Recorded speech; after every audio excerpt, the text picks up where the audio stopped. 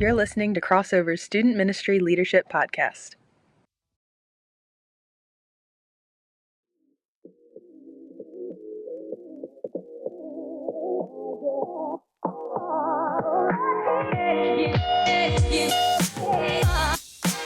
All right, how's it going? Welcome back to Crossover's Student Ministry and Leadership Podcast. I'm joined today by, of course, Nick Vargas. What up? And we're also joined by Jeff Travis, who is pastor of adult ministries here at LAFC. But Jeff also has some history with youth ministry here at LAFC. So Jeff, do you just want to share a little bit about your experience with youth ministry here? Yeah, I have about 10 years of youth ministry experience as a youth pastor. It's been almost 5 years now, I think, since I was officially in that role. But 8 of those 10 years were here at LAFC. So great to be here with you guys. Awesome. Yeah. And for those of you who don't know, we are kind of coming off of our winter retreat. And we just took a group of students away for the weekend for retreat. And it's gotten us thinking about this question of how do we use retreats well? How do we use the momentum and the kind of the way that the Spirit has worked in a weekend? How do we use this as a way to continue relationship as we go home? One of the great things about the ways that we run camp is that we are able to take our group away and then we're able to bring them home and still be with them. And so for all of us sitting here in this room, we've all had different experiences with camps and retreats and how momentum comes out of those retreats. And so today we want to talk about it. Very appropriate timing. But Jeff, for you, as you've spent time in student ministry, how have you seen God use camps or retreats kind of either as a turning point or maybe a launch pad for either personal spiritual lives or the spiritual lives of groups? Yeah, absolutely. So yeah, I've been a part of either participating in or leading camps and retreats for a long, long time. So I would say right off the top, obviously there's a huge spiritual importance to them. And that's why we do these. But I think more fruit actually comes from camps, retreats, winter blasts, things like that relationally, which then in turn has an ongoing spiritual impact. So kind of rewinding back to 2013, my first day on the job in July of 2013 here at LAFC as the middle school pastor, we went up to Camp Orchard Hill for middle school camp for a week.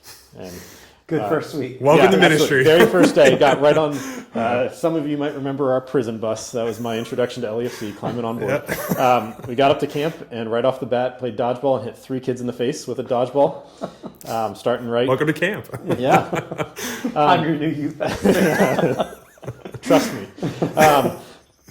But just thinking about that week, from the time spent in cabins with the guys to meals with all the students, activities, chapels, whatever it is, just the relational equity that was able to be built in those few days would have taken months, I think, as a new youth pastor stepping in to get to that place of trust. The beautiful thing for all the crossover leaders that just went on Winter Blast, to have that experience those couple of days, is that they already have relationship with the students in their life groups. So whether you're a 7th grade leader and you've got a couple of months back since September, or you're a senior leader and you've got coming on 6 years of time with these students, the Winter Blast hopefully is just a kind of a supercharger for that relational energy that you've built. And the bonding, the memories, the things you'll look back on and laugh about together, those things build trust. They build camaraderie amongst you and your students. But that trust and the camaraderie aren't the end goal. Yeah, they're fun. Yeah. You want those things to happen. The end goal is for students to walk increasingly closely with Christ. So that's what the trust and the camaraderie play into that, because you now have permission to step into these real life situations with students. Whether they're joys that the students are experiencing or their anxieties and fears, and you get to speak truth because now students are going to listen to you because of those shared experiences you have together. So my prayer out of moments like this, out of a Winter Blast or something like that, is that the spiritual growth that you saw in your students over that weekend will actually pale in comparison to the spiritual growth you see in the months ahead. Yeah, that's so good. I appreciate the way that you articulated that, because I think when I think about what a camp is, right, it's a unique space of intimacy, a unique space of closeness with one another as brothers and sisters, but unique space to be with God and to pursue Christ. Yep. And those are intertwined, right? So as we create that space, those are intertwined because we're all trying to pursue closeness with Christ. Right. And by doing so, that creates the space for us to be close with one another as well. Yep. Yeah. And I think, Jeff, I appreciate how you phrased it as a kind of like a supercharger, right? It's not designed to necessarily be, at least in our context, it's not designed to be this is the one thing you show up to a year. Obviously, that's the case for some people, and we pray that they walk away having fruit from that. But it's designed to continue, right? It's designed to follow up conversations and to, as you said, supercharge some of the conversations that have already been happening or have been waiting to be had. And so, but hey, Nick, when we think about momentum, right, we're going to use this term momentum a lot. But how would you necessarily define that in like a practical sense for leaders who are going, okay, what do you mean by momentum out of camps? Yeah, oftentimes when we talk about a camp, right, we're talking about these mountaintop experiences. It's a common phrase we use where we're going, we just had such a spiritual high, a moment of closeness with the Lord that we want to continue. And as Jeff shared, the goal is designed to continue, right? Momentum is a movement towards something. So when I think of like what we mean by that, I think I come to this place of like remaining where God has been and seeking to go where he's leading, right? So it's us remaining in this rather than trying to move on. So I think momentum is crucial because it goes back to what Jeff said in that it's designed to spur us on in our walk with Christ, not just to be one cool moment we had. Yeah. And so like the reality is those moments happen, right? Yeah. We look around the multiple different sessions that we had, and there were moments of students who were emotionally being called to something or engaging maybe the Lord for the first time. And decisions are made at camp, like commitments are made. And oftentimes what we see as a trend is those commitments and decisions actually become harder to uphold when you fall away further and further away from some of these retreat weekends. Jeff, when you kind of look at these trends of how these commitments or decisions start to fall away, why does it happen? Why does it happen following retreats? Yeah. I think the answer is pretty obvious, but distractions. They're everywhere. When you sign up to go to Winter Blast, you go to summer camp, the students are making a conscious decision to be there. And so they're going to be fully present, hopefully. There's really nothing else for them to do except to be engaged, be at the sessions, be sitting at a table, eating together with other people. And then when you get home, real life is just right there. You can't escape it. So I would say if you don't have a plan leaving a retreat to prioritize these decisions or these commitments, they're just not going to happen. Camps are a bubble. They're not real life. You can't stay at Winter Blast forever. Leaders would hate that. Students would love it. But it's just the reality is you can't. And so coming home trying to ride that spiritual high on your own is just never going to happen without intentional pursuit of the relationship of those you were there with, the ones that experienced it with you, that understand, that have built that camaraderie and that trust with you. And then thinking about some really practical steps on how to get to those commitments or those decisions. Yeah, that's good. I would even say amidst that, and this comes a lot on the shepherd, but I think a lot of times I think those decisions fade because when we get back to normal life, for some reason, the reliance of how to maintain that falls on us. Yeah. When we're on those mountaintop experiences of going, God, you're doing this, so I'm trusting you to do it. When we get back to everyday life, it's like, well, now it's on me to maintain. We don't rely upon the Lord's help. We don't rely upon his grace and his power. We start to rely upon ourselves. Yeah. And I think that can easily cause it to fade as well. Well, and losing that community piece too is a big part of it, because as soon as students step off of that bus, they go back home with their parents who were not at Winter Blast. Yeah. Oh, that's so good. Their life group leaders and the other students were, who get it. But even so, not to disparage parents at all, but just you're suddenly pulled away from that community that you had that experience with as soon as you get off the bus. Yeah. And that's why I think it feels like it's suddenly on me alone to pursue that, to pursue Christ in that, because you're not in the same community anymore. Absolutely. I think that's, it's such a funny thing talking to parents after camps. When I ask them, you could walk up to a parent student, and you ask the parent, like, hey, how'd your kid like Winter Blast? And they're like, they haven't told us anything yet. Yep. It's like, it's things like that you can kind of see, Jeff, to your point. It's not that there isn't necessarily trust built up between the parent and the student. That could be the case, but there is still a level of that student has a belonging in who their group is. Yep. And sometimes those are hard conversations for them to really bring out. And obviously, as leaders, we want to see those things come out. We want them to share with the families, hey, this is what I experienced. We want them to share with friends, this is what I experienced. Yep. But you talked about distractions. You talked about a little bit, Nick, what it looked like for time with the Lord just looked different. But for us leaders who sit in a different generation than these students that we're ministering to, what are the enemies of this kind of post-camp momentum, right? It could be specific distractions. It could be things that you yourself have experienced coming out of camp. What are enemies of these things? Yeah, I mean, it makes me sound old, but I would say cell phones, and I don't have to elaborate on that. It's just so much available right there to pull you away.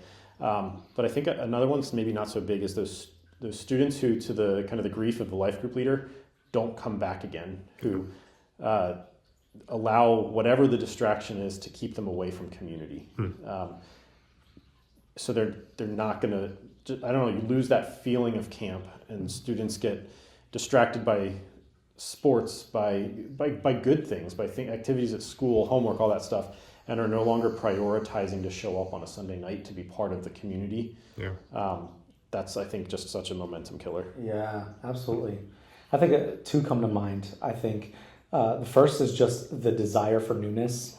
I think I've talked about this a lot just because I've seen how much we as human beings are inclined towards it. But I think of when God delivers the Israelites out of Egypt, right, and they're being led, they're expected to share what God had done for generations and generations. I imagine how many people are like, all right, can he do something else though? Can he split another sea? Can he do something else? Can I have another moment like that, a mountaintop experience? And I think we're similar. I think when we come home from a camp, it easily becomes that happened before. Now give me something else, rather than no, we need to continue to talk about this for generations and generations, because this is who our God is and this is what he's done. Yeah. So I'd say that piece would be one, a desire for newness. And sometimes that camp experience then becomes the thing you point to and go like, this is what it's like to be with Jesus, right? Like this is the thing that I always want to get to. And you're never going to experience that same moment ever again. Yeah, exactly. Absolutely. It can be really discouraging later. Yeah. And I would even say along with that, another one would just be a lack of intentionality. I think they have to be intentional to continue to go, do you remember what God did in Egypt in delivering us? That requires intentionality for us to go, hey, we're going to keep talking about this. We're going to keep sitting in the kingship of Jesus because it matters. It matters to our hearts. It matters to our pursuit. And so I think oftentimes an enemy can be a lack of intentionality. Yeah. I think one thing that I was always reminded of by my parents coming home from camps was when you get lazy, right? When you are not intentional with how you minister time in the Word to yourself, but also when you're lazy with debriefing camps, right? In your own personal mind, right? Like I think sometimes for students, I remember growing through high school and not even thinking about it, right? Just going like, I'm going for the week and then I'm going to come back and just enjoy time, right? And I was encouraged, I remember to ponder the things, right? What are the things that I would say in that term or mountaintop experiences, and how am I digesting them well, right? Just to experience something is not digesting it well. And so I think that is, as leaders, we step into these moments of follow-up from camps, I think there's some really, really practical ways that we can help with some of these distractions or help with some of these things that often kill momentum falling out of camps. And I was always told that the first week or 2 weeks coming back from camp are the most important, the 7 to 14 days following camps. Jeff, if you were a life group leader or you were giving advice to life group leaders who are coming home from camp, how would you encourage them to pay attention specifically in those 7 to 14 days coming back from camp? I mean, I think there's a personal responsibility in your own walk with the Lord. And that can be talked about at length outside of even a conversation like this. Of just like leaders are there to obviously shepherd students, but this can have an impact spiritually on them. But in your role as a shepherd for students, you have a role to play in helping students kind of stay in that lane of momentum. And I think this is probably, some of the advice I'm about to give is probably easier done as a high school leader than a middle school leader. Just middle schoolers are still a little more tied at home than a high schooler has the freedom. But I would say stay really active in your students' lives between Sundays. If you have a text chat amongst your group or whatever it is, how you communicate, If you think of a funny moment that happened, shoot that out. Kind of elongate that moment, like let students know that you're still thinking about the time that you were all together. Let them know where you're at in the Word. Just, hey, students, like this past weekend really inspired me to be reading in this book, and this is something I read today and something that I'm praying for. So just kind of keeping that sense of camaraderie alive. So that's going to keep building trust. It's going to let the students know that you are actively present in your life so that you can continue to have those ongoing opportunities to speak truth and wisdom. Yeah, I love that. I think apart from camps, when you go on vacation with your family, oftentimes like the week after, what are you doing? Right. You're sending photos. You're like, yo, you remember when you fell in the pool or whatever? Yep. Like, but we're still digesting it. We're still we're reminiscing rather than, well, what's the next vacation? Yep. Let's just start thinking about that one. Yeah, that's so good. Yeah, no, I do think it's important to note too for leaders coming home from camps like this. It's not all on us to continue that momentum too, right? And I think there are some really, really practical ways that we talk about partnership with parents all the time. I think there's some really practical ways that we in our settings can partner well with parents. And from a ministry perspective, we try to do some of that, right? Whether it's sending out session things, sending out debriefs, stuff like that. But Nick, if you were to give some encouragement to leaders on how to partner well with parents coming home from camps, what would you give them? Yeah, absolutely. Well, obviously in the interactions, I think parents appreciate those stories, right? There's moments where I will see a student responding to the Lord in worship and go, I need to remember to tell their parent next time I see them that I was just moved by their worship, right? When parents can be included in some of the spaces that they didn't get to see themselves, I think it allows them to join in worshiping the Lord for what he has been doing, but also it allows them to feel included and build off of that in terms of momentum. But I would also even just say, even as I think about a student, like those students were journaling. Yeah. We encourage them to journal and to write their thoughts down. What would it look like to ask your students, hey, what did you write on Saturday for second session? Go back and look this afternoon. I'd love to chat about it. Yeah. Or even encouraging parents to be praying. Hey, out of a winter blast, I was praying this for your student. Would you join me in this? I think this would be a really fruitful way that we can be lifting up your student in prayer. Yeah, that's good. And I think even to add another layer, it's not just on us as leaders. It's not just on the parents. I think it's on the students as well, right? Some of the most encouraging things about this past weekend is hearing some of the follow-up things that students have been doing on their own time, right? Yeah. We just got a text from a leader who said there's a group of girls who decided following Winter Blast, they just want to start being in the Word together. And so they're meeting and reading a chapter every day. And I think things like that, students want this, right? There are students who are hungry for the Word, hungry for time together. And so they're seeking that out. And so be encouraged with that. It's not all on you. It's not all on the parents. It's not all on the students. It's a collaboration. You have a role to be part of it. Yeah. But you don't have to create it. Yeah, absolutely. Absolutely. So the collaboration within that is really good. And so kind of as we look into again, continuing this momentum, right? I was always told it's not all just about maintaining. It's not about maintaining a camp high. It's about looking at next steps. Yep. It's about figuring out what does it look like to move from this place and to move forward. Yeah. Jeff, what are some practical ways that leaders can help students turn camp highs into next steps? I love that story you just told about the girls getting together to read the Bible together. Yeah. One of the first thing that comes to my mind is like Bible reading plans amongst a group together. Yeah. A group commits to do this together. They hold each other accountable. A shared time in the Word is just amazing. Mm-hmm.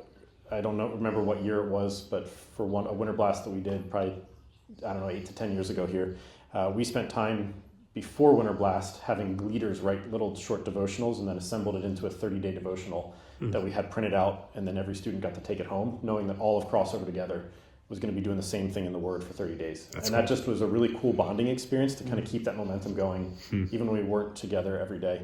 Yeah. And then as leaders, I think also identifying specific students that you saw some growth in, that you see some leadership potential in, and then start to find some creative ways in your group going forward to platform them, to give them some opportunity to lead, whatever that looks like. I think it's going to help make community together a really big commitment when students get to own it a little bit. And you had a unique window this past weekend to see students kind of growing into some of those potential roles. And I think as students get to share some of that together, it's going to help make Sunday nights or whenever they're gathering together as a group be such something that's like students who aren't there are going to feel like they're missing out. Yeah. So just, I think time in the Word and then finding ways to let students step in to own some pieces are great next steps. From your time in student ministry, how have you seen like some of those wins? Like, do you have a story of specific ways that you've seen some of these things come about that you're just like, man, the Lord is really working in this group? I mean, it can be as simple as like asking a student to, like starting off when they're younger, like asking students to be the ones to pray, do some of those types of things. Ultimately, I mean, if you have students who really have gifts for leadership, like let them, like work with them in the week leading up and let them facilitate a conversation. Yeah. So yeah, you'll get to see where students are at spiritually for what you can kind of give to them. But I think there's creative ways to do that. You don't, as a leader, have to do everything. Yeah, for sure. Nick, as we kind of wrap up here, we both saw the wins of the weekend, right? Yeah. The ways that we were like, man, this is such a win because we saw the Lord work in this area and His Spirit moved here, and man, we're just praising the Lord for these things. Yeah. Moving away from that, right? 3 or 4 weeks down the road, what are some things that leaders can be looking for to say, man, this is a realistic win for our group or for our ministry because we have seen the Lord work in these past few weeks? Yeah. I go back to what Jeff said at the very beginning. Man, if you can look at your group and there is relationship being cultivated there, a closeness, you can look back and go, man, Winter Blast played a part in that. That's a win. That's a win that has not just happened, but is coming out of that. I would also say some other things that come to mind. Number one, testifying. If you have students continuing to talk about like what the Lord did, like that's a win. Yeah. If you have students using language that was used during that space, that's a huge win. But ultimately, I think when you hear students' desire, man, I want to be in the Word. I want to be growing in prayer. I think even the desires are a reflection of movement, a win that happened at a camp like this. And so I think oftentimes we look at some of the big things. Man, like as a student, like did they just completely leave this previous season they were in and like have they changed every aspect of their life? And that's the only win we're looking for. There's a lot of these intricate ways that can display a win from camp. Yeah, that's good. Well, I'd love to, as we close out, just give 2 encouragement to our leaders. The first one being just after spending time in student ministry, this is often times where we as leaders start to get tired. It has been a long year since September when students started rejoining out of the summer. And we're hitting that January, February point where things can just become a drag. And so I would encourage for yourselves to continue to find time in the Word, being filled as well. And we pray that these camps and retreats are not just things that drain you, but also bring life to you. So be encouraged in knowing that the Lord still walks with you even in these tough seasons. The second thing, we've kind of been saying it all day, is it's not just on you to continue these moments, continue this momentum coming out of camps. It's not on just your shoulders to do this. It is a collaboration. And so we would love to continue this conversation. We're excited to see how the Lord continues to use the themes of camps and trips all throughout the year. And we're excited to continue to see the Lord's work in those things. So, Jeff, thanks for joining us today. Absolutely. Rejoining your student ministry roots. And Nick, thank you as always for your thoughts. But we'll talk to you next month.